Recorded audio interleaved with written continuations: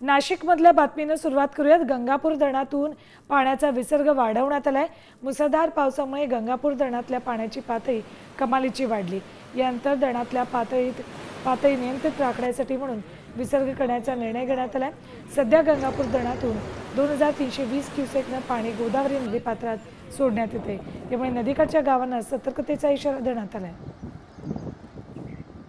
गंगापूर धरणाच्या पाणलोट क्षेत्रामध्ये पावसाचा जोर वाढलेला आहे। त्यामुळे आता गंगापूर धरणातून 2320 क्युसेक वेगानं गोदावरी नदीपात्रामध्ये पाणी सोडण्यात आलेलं आहे। मी आता गंगापूर धरणावर आहे। या ठिकाणची दृश्य जर आपण पाहिली तर अगदी दुपारी 12 वाजेपर्यंत गंगापूर धरणाचे केवळ 2 दरवाजे उघडण्यात आलेले होते आणि त्यातून 1120 क्युसेक वेगानं पाणी सोडण्यात आलेलं होतं। मात्र आता पाण्याचा विसर्ग वाढवण्यात आलेला आहे। गंगापूर धरणाचे आणखी 2 दरवाजे या ठिकाणी उघडण्यात आलेले आहेत आणि त्यातून एकूण 2320 क्युसेक वेगानं गोदावरी नदीपात्रामध्ये पाण्याचा विसर्ग सुरू करण्यात आलेला आहे। त्यामुळे पाण्याचा प्रचंड असा वेग आपल्याला गंगापूर धरणातून पाणी सोडल्यानंतर या पुढच्या टप्प्यामध्ये बघायला मिळेल। अगदी पाण्याचं हे अकराळ विक्राळ स्वरूप आपल्याला या दृश्यांमध्ये बघायला मिळतंय। रामकुंड आणि गोदाघाटाच्या परिसरामध्ये गोदावरीच्या पाण्याची पातळी वाढणार आहे। पुन्हा एकदा पूर परिस्थिती निर्माण होणार असल्यामुळे प्रशासनानं नागरिकांना सतर्कतेचा इशारा दिलेला आहे।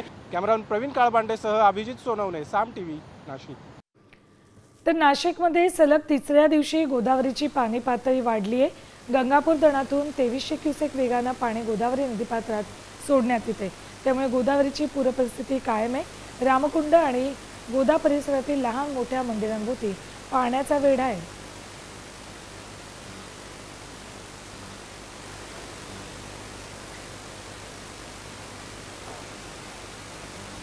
तर तिकडे पुण्यामध्ये मुसळधार पावसामुळे उजनी धरणाच्या पाणीसाठ्यात वाढ झाली।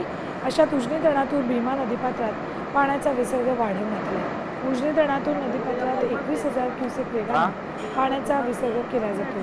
दरम्यान पंढरपुरात चंद्रभागेच्या पात्रामध्ये संध्याकाळपर्यंत 25,000 क्युसेकनं विसर्ग केला जाणार आहे। त्यामुळे नदीकाठच्या गावांना जिल्हा प्रशासनाकडून सतर्क राहण्याचा इशारा देण्यात आला।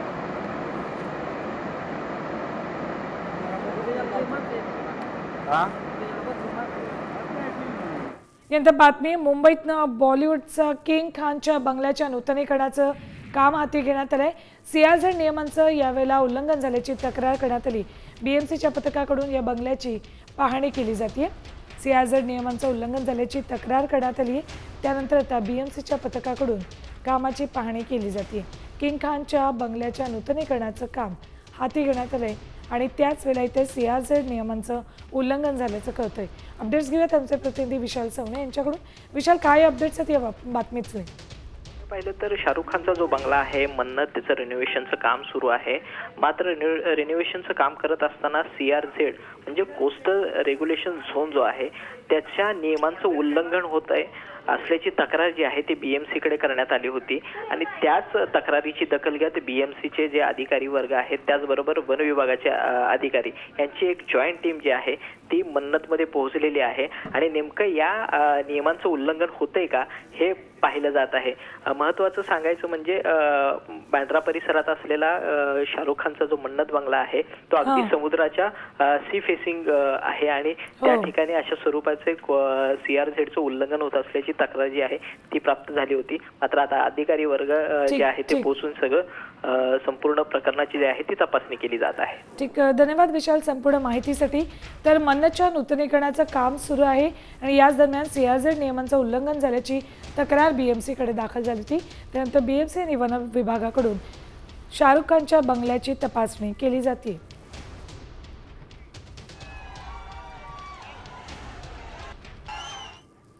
तर दुसरीकडे मुंबई उपनगरातल्या तब्बल 22,000 झोपडपट्ट्या या दरडीच्या दाढेखाली आहेत। प्रशासनाकडून संभाव्य दरड कोसळण्याच्या ठिकाणी संरक्षक भिंतीची उपाययोजना न केल्यामुळे आता इथल्या घरांवर मृत्यूची टांगती तलवार आहे। प्रशासनाच्या आणि लोकप्रतिनिधींच्या अनास्थेमुळे नागरिक जीव मुठीत घेऊन राहत आहेत। या स्थितीचा आढावा घेतला आमचे प्रतिनिधी मयूर राणे यांनी।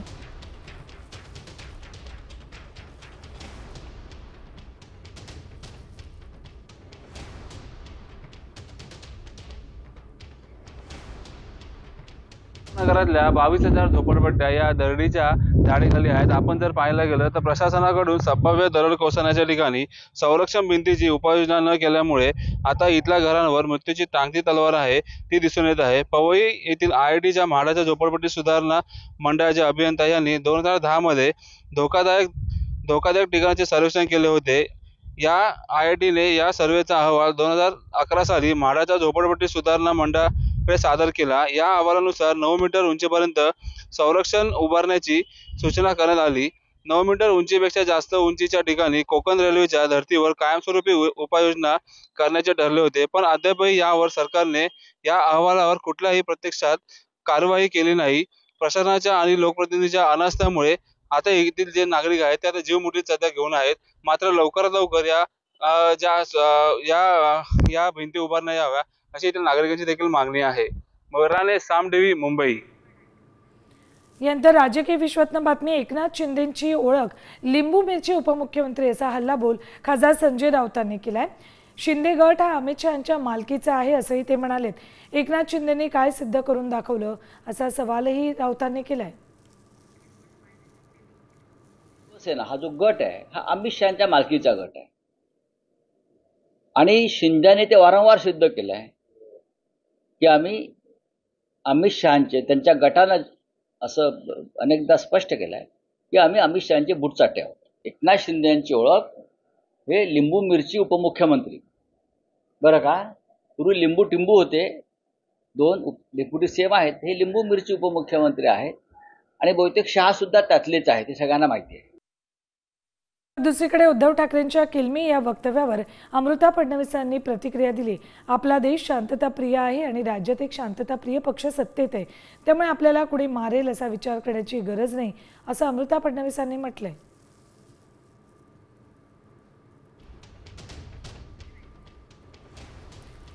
सत्तेत शांतताप्रिय पक्ष आहे आणि आपला देशही शांतताप्रिय आहे, त्यामुळे आपल्याला कुणी मारेल अशी भीती मनात ठेवू नका असं अमृता फडणवीस यांनी म्हटलेलं आहे।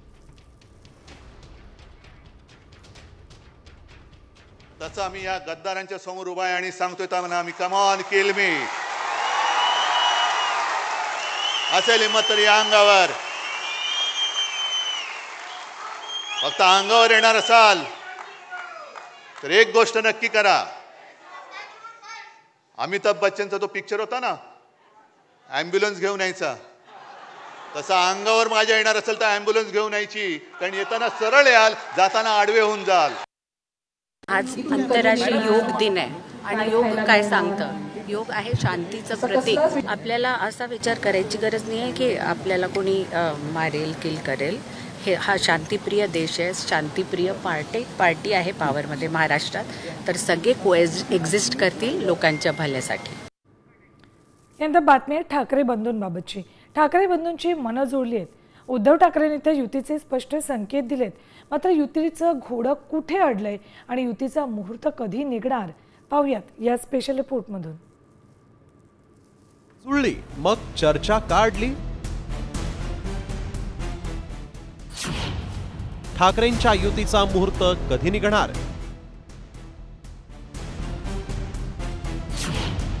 युती होणार की गणित बिघडणार?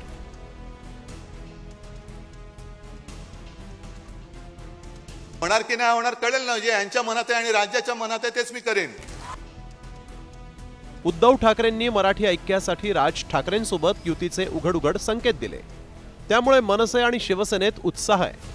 युतीबाबत दोन्ही पक्षांचे कार्यकर्ते पुढाकार घेत असले तरी या दोन्ही पक्षांचे सर्वोच्च नेते मात्र थेट प्रस्ताव देण्याबाबत टाळाटाळ करत असल्याचं चित्र आहे। त्यामुळेच समय बडा बलवान होता है असं म्हणत मनसेनं सूचक वक्तव्य केलंय। वेळ नेहमीच येत असते ना, वेळ कधी नसते असं नाही, कुठलीच वेळ कधी वाईट नसते।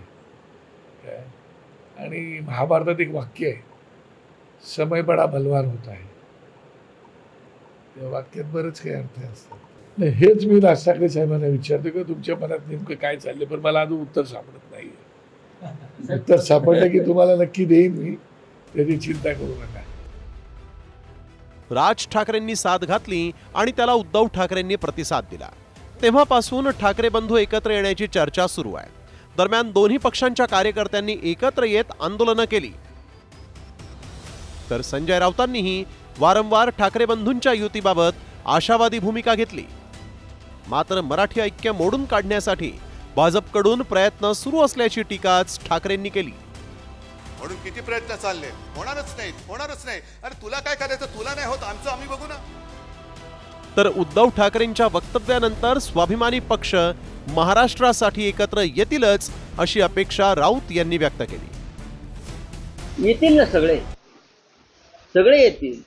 आम्ही सगळे मराठी स्वाभिमानी पक्ष एकत्र येतोय म्हणून तर काल त्या डोम मधल्या डोमकावळ्यांचा फटफटाट आणि तळतळाट सुरू होता ना, बाकी काय।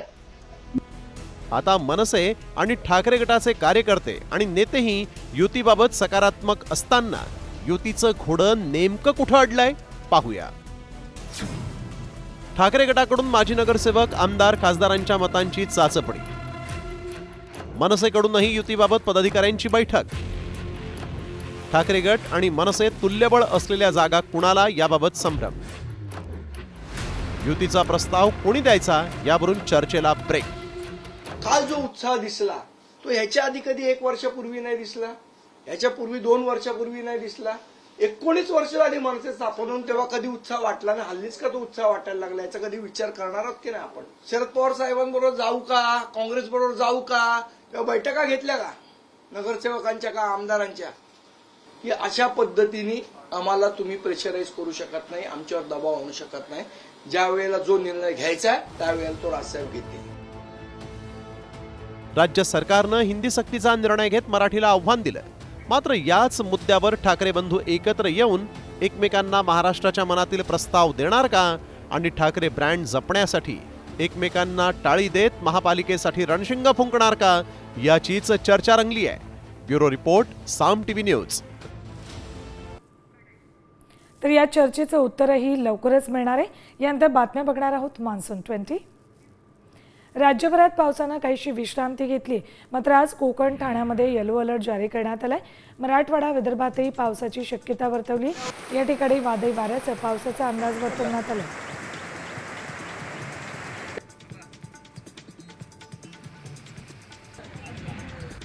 खडकवासला धरण साखळीमध्ये एका दिवसात 1.5 TMC पाणीसाठा वाढलाय। खडकवासला धरण साखळीतील 4ही धरणांमध्ये एकूण 9.67 TMC म्हणजेच 33.19% पाणीसाठा आहे। खडकवासला, पानशेत, वरसगाव, टेमघर या 4ही धरणात समाधानकारक पाऊस पडलाय, त्यामुळे सध्या पाणीसाठा चांगला वाढलाय। मावळमधील वडिवळे धरण 100% भरले। धरणाच्या सांडव्यावरून कुंडली नदीपात्रामध्ये 246 क्युसेक पाण्याचा विसर्ग करण्यात आला। धरण परिसरात पाऊस वाढत राहिल्यास परिस्थितीनुसार विसर्ग कमी जास्त केला जाणार आहे। नदीकडच्या सर्व नागरिकांना सतर्कतेचा इशारा देण्यात आला।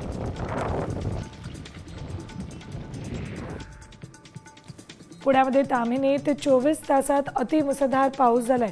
हवामान विभागानं ऑरेंज अलर्ट जारी केलाय। मुसळधार पावसानं दरडी पडणं, रस्ता खचणं यासह पुलावरून पाणी वाहू लागल्यानं मार्ग बंद करावे लागलेत। धबधब्यांनी रौद्ररूप धारण केले। मोरबे धरण परिसरामध्ये मोठ्या प्रमाणात पाऊस झालाय, त्यामुळे धरण भरलेलं आहे। 191 मिलीमीटर पाऊस धरण परिसरात झालाय, त्यामुळे पाणी पातळीत मोठ्या प्रमाणात वाढ झाली। त्यामुळे नवी मुंबईकरांची पाण्याची चिंता काही काळापुरती मिटली आहे। तर धरणात सद्यस्थितीत 44.46% जलसाठा शिल्लक आहे। तर याच पाण्यावर शहराची तहान भागणार आहे। सिंधुदुर्गात रस्त्यावर भले मोठं झाड आणि विजेचा पोल कोसळल्यामुळे वाहतूक 1 तास ठप्प झाली होती। लगेचच गावच्या सरपंचांनी माणसं बोलवून झाड बाजूला केलं। उजनीतून भीमा नदी पात्रात विसर्ग वाढवण्यात आलाय। आज दुपारी 21,000 क्युसेक इतका विसर्ग केला जाईल। पंढरपुरात चंद्रभागेच्या पात्रात संध्याकाळपर्यंत 25,000 क्युसेक पाण्याचा विसर्ग केला जाणार आहे। नदीकाठच्या गावांना जिल्हा प्रशासनानं सतर्कतेचा इशारा दिलाय।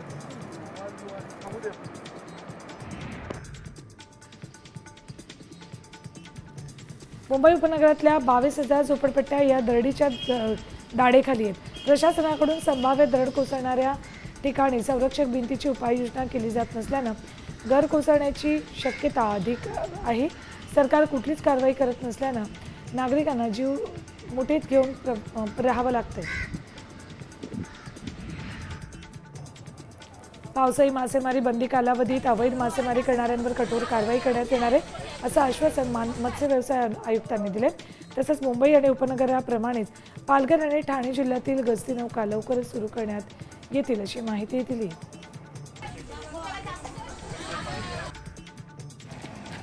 मनमाडमध्ये मुसळधार पावसाचा द्राक्ष बागांना फटका बसला.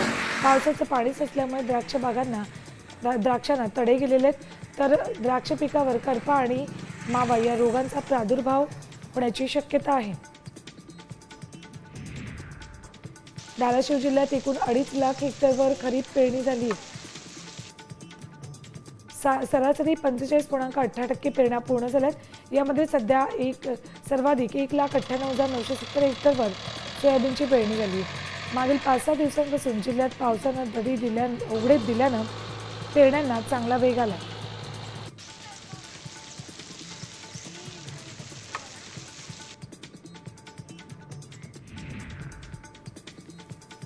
अमित शहांनी मराठी एकजुटीचा अपमान केला असा हल्लाबोल संजय राऊतांनी केलाय. शहा महाराष्ट्राच्या जखमेवर मीठ चोळण्यासाठी येतात, त्यांना गांभीर्यानं घेण्याची गरज नाही असंही ते म्हणालेत. शिंदेने खऱ्या शिवसेनेचा परिचय करून दिला असं वक्तव्य अमित शहांनी मुंबईत दौऱ्यात केलं होतं. युती होण्याआधीच नव्या वादाला तोंड फुटण्याची शक्यता आहे. आम्हाला प्रश्न विचारण्याचा अधिकार संदीप देशपांडेंना नाही असं म्हणत संजय राऊतांनी देशपांडेंना टोला लगावलाय. काँग्रेससोबत जाताना कार्यकर्त्यांना विचारलं होतं का असा सवाल देशपांडेंनी केला होता.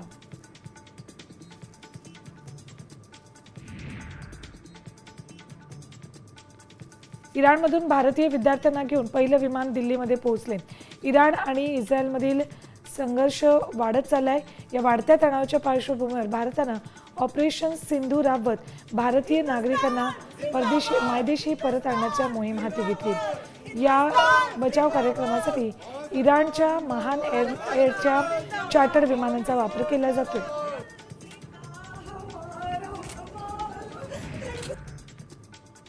इराण इस्रायलमध्ये संघर्ष पेटला. इराणनं इस्रायलची राजधानी असलेल्या तेल अवीवमध्ये मिसाईल हल्ले केलेत. यावेळी शहरात अनेक ठिकाणी स्फोट घडवून आणण्यात आले, तर इस्रायलनेही इराणच्या इस्फान या शहरामध्ये स्फोट घडवून आणलाय. या हल्ल्यामध्ये इराणचा UAV कमांडर ठार झालाय.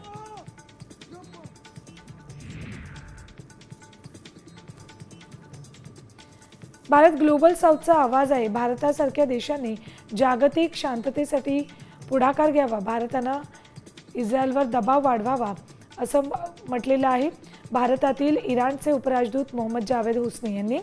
तर भारतानं इस्रायलकडून होणाऱ्या हल्ल्यांचा निषेध केला पाहिजे असंही त्यांनी म्हटलंय. ऑपरेशन सिंदूर संपलेलं नाही, दहशतवादाला जशास तसं उत्तर देऊ असा इशारा संरक्षण मंत्री राजनाथ सिंग यांनी पाकिस्तानात बोलून दाखवला. जम्मू काश्मीरच्या उधमपूरमध्ये त्यांनी लष्करी जवानांना संबोधित केलं. यावेळी सीमेपलीकडे असणाऱ्या दहशतवादी तळांना भारतीय लष्करानं उद्ध्वस्त केलंय आणि एक मजबूत संदेश दिलाय असंही ते म्हणालेत.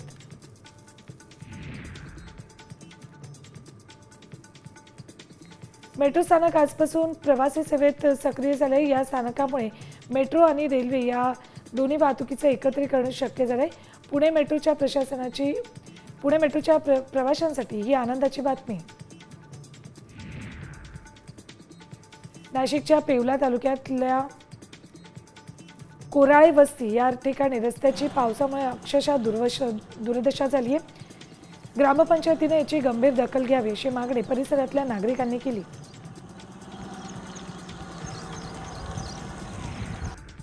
चाकणमध्ये प्रचंड वाहतूक कोंडी झाली. 5 किलोमीटरपर्यंत वाहनांच्या लांबच लांब रांगा लागलेल्या आहेत. यामुळे नागरिक संतप्त झालेत. वाहतूक कोंडी सोडवण्याचा प्रयत्न सुरू आहे.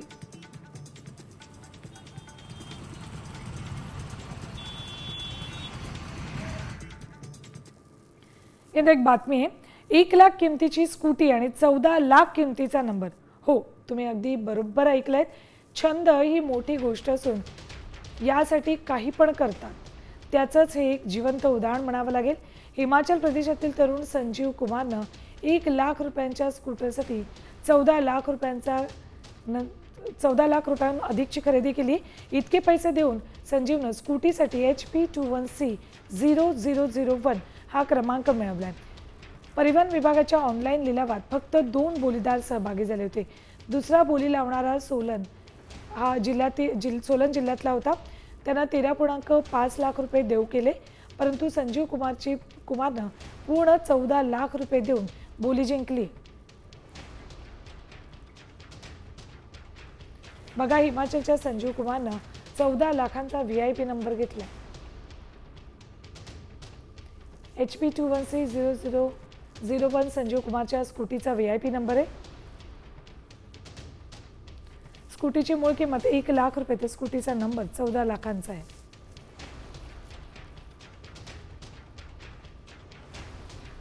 स्कूटीच्या नंबरसाठी आतापर्यंत देशातील सर्वात महागडा लिलाव झालाय. ऑनलाईन लिलावात 13.5 लाखांची दुसरी महागडी बोली लागली होती.